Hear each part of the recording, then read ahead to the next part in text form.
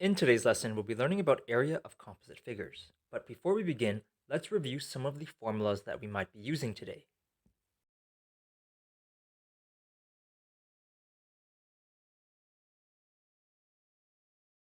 In our first example, we need to determine the total area of this composite figure. The first thing you want to do is break down this composite figure into smaller shapes. I see what looks to be a triangle and a rectangle. If you look at the rectangle, we already know its length and width. Now take a look at the triangle. We have its height, but we don't know its base. Since this is 4 centimeters, that means this side over here would have to be 4 centimeters as well. I'm going to take a closer look at this rectangle. Then I'm going to take a closer look at this triangle. If you remember, the formula for area of a rectangle is length times width. At this point, I'm going to replace some of these variables with their known values.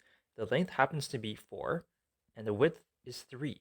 Therefore, 4 times 3 is 12 centimeters squared.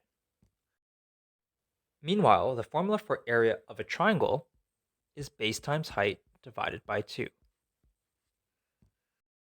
I'm going to replace some of these variables with their known values. The base is 4 and the height is 2. I'm going to be multiplying first before dividing. Therefore, 4 times 2 is 8. And then 8 divided by 2 is 4 centimeters squared.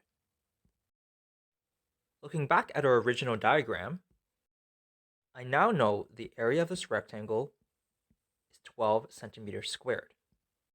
Meanwhile, the area of this triangle was 4 centimeters squared. Therefore, to find the total area of this composite figure, all I need to do is add up these two areas. I've gone ahead and done that already for you. Therefore, the total area of this composite figure is 16 centimeters squared.